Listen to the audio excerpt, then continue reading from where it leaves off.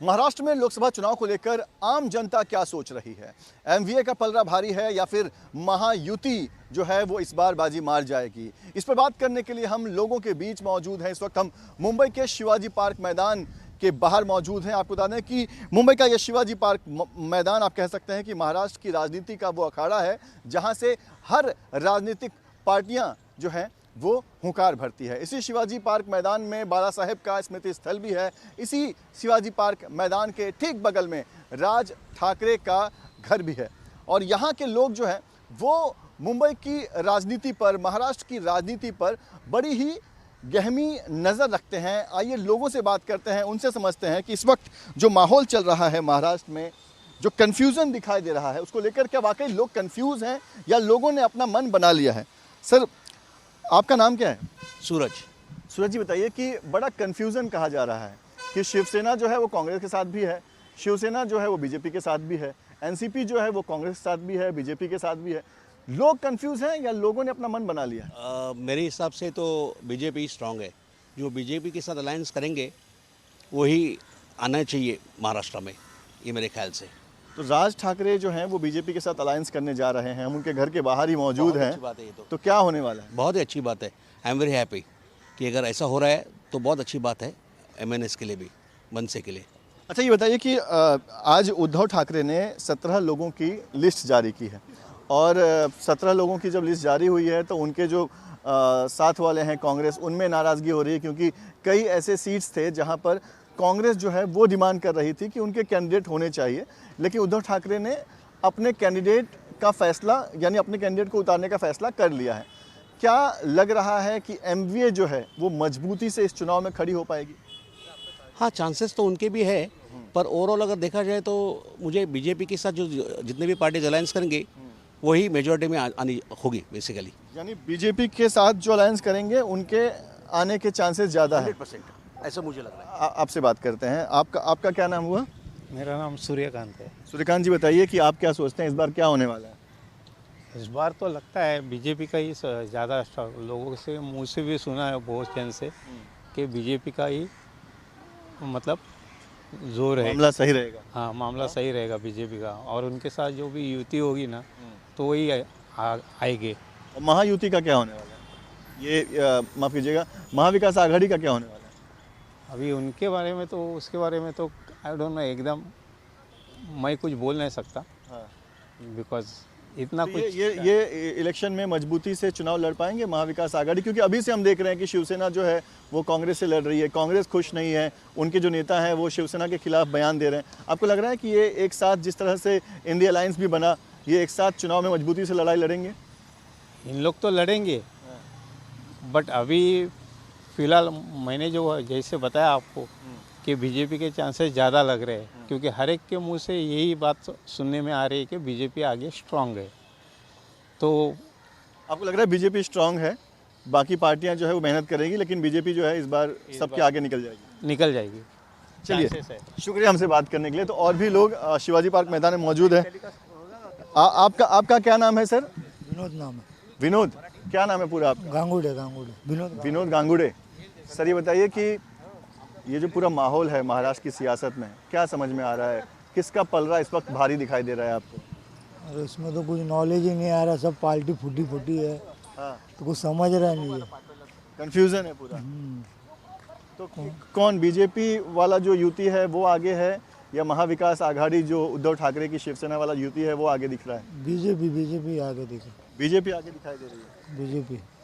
तो ये जो पूरा आप कह रहे हैं कि गुत्थी जो बनी हुई है, तो ये गुत्थी, आप कौन सी गुत्थी के साथ हैं? बीजेपी वाली गुत्थी के साथ हैं या महाविकास आघाड़ी वाली गुत्थी के साथ हैं? हम तो शिवसैनिक है। हाँ। उसको ही देते हैं पहले। कौन सा शिवसेना? अब तो शिवसेना भी 2 हो गया है। हाँ, तो वही तो गड़बड़ हो गया ना, तो बीजेपी को ही देंगे। अच्छा, शिवसेना 2 हो गया है तो बीजेपी को ही देंगे। हाँ। अच्छा, ये बताइए, राज ठाकरे एनडीए में आएंगे ऐसी अब चर्चा हो रही है। आज भी हमने देखा यहाँ पर उनके पदाधिकारियों के साथ उनकी बैठक आज थी। अगर राज ठाकरे एनडीए में आते हैं, बीजेपी के साथ आते हैं, तो क्या उद्धव ठाकरे को इसका नुकसान होगा? नहीं होगा, नहीं होगा उद्धव ठाकुर को। आप खुद कह रहे हैं कि आप बीजेपी में आ रहे हैं। बीजेपी को ही देगा ना, तो दो शिवसेना हो गया तो गड़बड़ हो गया ना, सब गड़बड़ हो गया। नहीं, लेकिन राज ठाकरे जिसके साइड रहेंगे उसको फायदा होगा क्या? होएगा ना। बीजेपी में ये ज्वाइंट होएगा ना अभी वो, हाँ, बीजेपी में ज्वाइंट होएगा ना, वो चल रहा है ना उनका बातचीत। तो राज ठाकरे जिस तरफ होंगे वहाँ फायदा होगा। हाँ होएगा, और उद्धव ठाकरे का इस बार क्या होने वाला है? वो तो अपन बोल नहीं सकते, साहब है, बड़े साहब है वो, अपन कैसा बोल सकते। अच्छा, शिवाजी पार्क जो है वो शिवसेना का गढ़ माना जाता है। बराबर। यहाँ पर उद्धव ठाकरे या शिवसेना का कोई भी कैंडिडेट हार नहीं सकता, ऐसा कहा जाता है। इस बार क्या लग रहा है, क्योंकि शिवसेना जो है वो अरविंद सावंत को उतार रही है, वहीं यहाँ से राज ठाकरे भी जो हैं वो चाहते हैं कि वो लोकसभा चुनाव, उनका जो प्रत्याशी है वो लोकसभा चुनाव लड़े। तो आप लोग किसके साथ रहेंगे, उद्धव ठाकरे की शिवसेना या राज ठाकरे के साथ? इसकी क्या नाम उसका, थाना वाला क्या नाम उसका, वो क्या नाम उनका मंत्री का, अरविंद सावंत, अरविंद सावंत ने एकनाथ शिंदे। एकनाथ शिंदे के साथ है। आप लोग एकनाथ शिंदे के साथ? हाँ, तो ये देखिए, ये मुंबई के शिवाजी पार्क पर जो लोग मौजूद हैं उनकी अपनी अलग अलग राय है। और एक हमारे दोस्त यहाँ पर बैठे हुए हैं, उनसे बात करते हैं। क्या नाम है दादा आपका? गौरव। गौरव, गौरव भाई बताइए कि इस वक्त जो महाराष्ट्र में राजनीति चल रही है, कि सभी पार्टियां जो है वो सबके साथ हैं, है ना, यहाँ भी है वहाँ भी है, आपको क्या लग रहा है कि इस वक्त कौन सी पार्टी का पलड़ा भारी है, सबसे आगे कौन सी पार्टी दिखाई दे रही है आपको? अभी तो फिलहाल बीजेपी के थोड़ा भारी पड़ दिख रहा है, और मगर 3 चक्के पे गाड़ी तो नहीं चल सकती। इन्होंने जो ये पार्टी वो पार्टी जमा करेगा तो उससे मतलब नहीं, अकेले स्ट्रांग में रहोगे तो वो तो अच्छा रहेगा।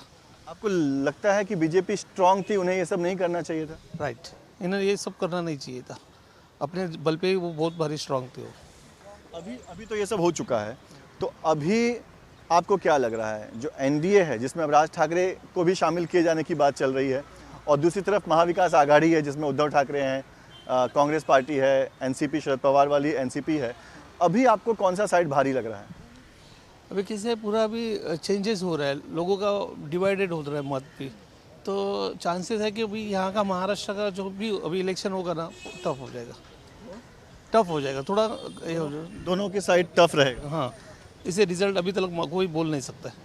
अब बीजेपी का तो ले सकते थे, मगर अभी उन लोगों ने जो उन्होंने डिसीजन लिया वो गलत लिया, तो उससे ऊपर ऐसा लग रहा है कि थोड़ा मतलब ये जो पार्टियों को तोड़ा मोड़ा गया है, उनको अपने साथ लाया गया है, वो आपको सही नहीं लगता? सही नहीं लगता। राइट।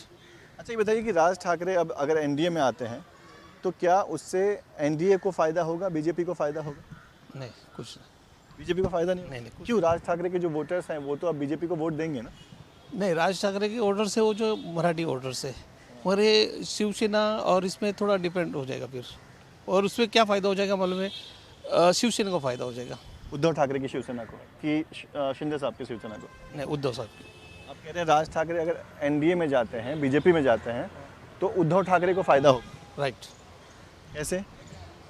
क्योंकि आखिर मराठी यहाँ पे महाराष्ट्र में ये तो डिवाइड हो जाएगा ना, तो जो वोट है राज ठाकरे को जाएंगे या फिर शिवसेना को जाएंगे बोल रहे हैं ना आप, तो शिवसेना को भारी तरफ से जाएंगे।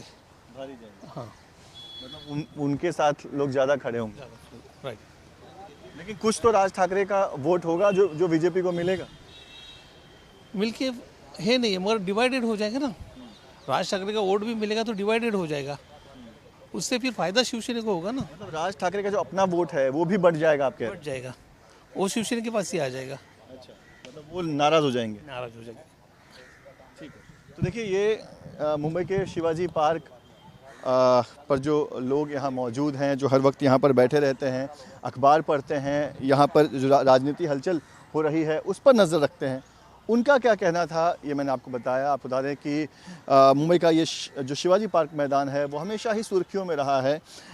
यहाँ पर आए दिन बड़ी बड़ी पार्टियों की रैली होती रहती है। महाविकास आघाड़ी की यहाँ पर हाल ही में रैली हुई थी। राहुल गांधी ने जो अपना जो भारत जोड़ो यात्रा का जो समापन किया इस बार, वो भी इसी शिवाजी पार्क मैदान में आकर किया था। यहीं पर उन्होंने अपनी भाषण दी थी, जिसके बाद उन्होंने इस भारत जोड़ो यात्रा का समापन किया था। तो यहाँ के लोग जो हैं वो महाराष्ट्र की राजनीति पर बड़े ही गौर से, बड़े ही समझ के साथ नज़र रखते हैं। और यहाँ के लोगों को लगता है कि इस वक्त जो गुत्थी बनी हुई है सभी पार्टियों की, उसमें अगर चुनाव होता है तो इसका सबसे ज़्यादा फ़ायदा अगर किसी को होगा तो वो भारतीय जनता पार्टी को होगा। वीडियो जर्नलिस्ट स्वप्निल चौहान के साथ पंकज मिश्रा, न्यूज़ नेशन, मुंबई।